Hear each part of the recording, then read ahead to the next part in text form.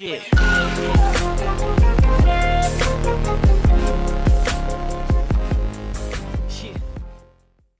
adalah praktek-praktek yang biasa terjadi hari ini. Orang akan dikafirkan, orang akan dianggap musuh bersama, dituding liberal, kemudian dituding Syiah, dituding kelompok ini, ahlul bid'ah, penyembah kuburan, dan sebagainya. Ini adalah kelompok-kelompok yang selalu mempersekusi orang secara sosial maupun secara agama sebagai musuh bersama. Kelompok ini juga hidup pada zaman Sayyidina Utsman ibnu Affan. Sayyidina Utsman ibnu Affan juga dituding dengan cara yang sama. Dia dituding oleh orang-orang Madinah sebagai naksal, seorang Nasrani yang berjenggot lebat sama seperti Sayyidina Utsman, kurang lebih hitungan bulan sebelum beliau juga dipersekusi dan dibunuh oleh kelompok-kelompok radikal pada masanya. Jadi memang kelompok-kelompok radikal ini sangat meresahkan, sangat membuat citra Islam yang damai itu menjadi buruk rupa. Ya, kenapa? Karena pemahaman radikal ini, pemahaman eksklusif, pemahaman yang merasa benar akan dirinya, ini justru malah menghancurkan cita-cita kedamaian di dalam Islam. Dan itu anehnya juga langsung terjadi di saat para sahabat hidup.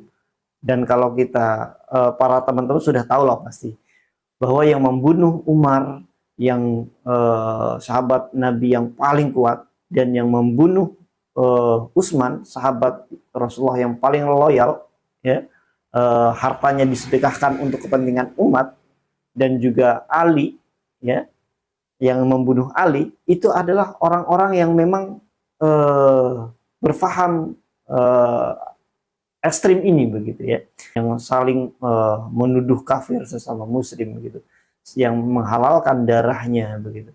Ini sangat berbahaya, dan itu memang sudah terjadi di Indonesia. Banyak kelompok-kelompok di Indonesia yang walaupun kecil tetapi riaknya sangat kencang terdengar, bahwa orang-orang yang sudah membudaya, yang sudah terlebih dahulu beriman kepada Allah Subhanahu wa Ta'ala, terlebih dahulu mengamalkan amalan-amalan yang bagus, gitu ya, menurut pemahaman Ahlus Sunnah wal Jamaah. Kemudian datang orang-orang Wahabi, datang orang-orang Salafi, datang orang-orang Khawarij, menyalahkan amalan-amalan yang dilakukan oleh orang-orang Ahlus Sunnah wal Jamaah, terutama Ahli Sunnah wal Jamaah Nahdiyah, gitu ya, NU gitu, dan juga orang-orang Muhammadiyah dan golongan organisasi-organisasi lainnya yang beraliran Ahli Sunnah wal Jamaah.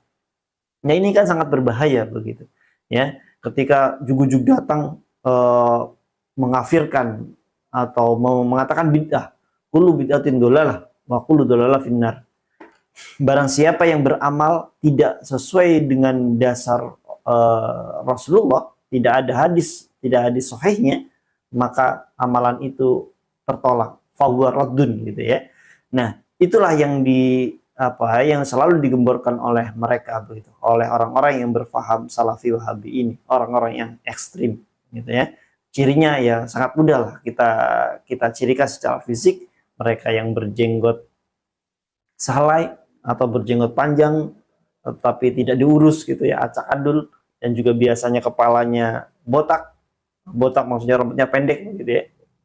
Ada juga yang ya ada tandanya lah di sini, gitu ya, ada tanda atsar bekas sujud katanya situ, tapi itu mungkin bekas gusruk kan ketika sujud, gitu ya. Dan juga yang paling familiar juga bercelana cingkrang, ya. Tapi memang tidak semua seperti itu, ya. Kita berhusnudzon saja bahwa tidak semua yang bercelana cingkrang atau yang katakanlah isbal, takut sama isbal itu, ya, itu pemikirannya ekstrim. Semoga saja tidak, begitu ya.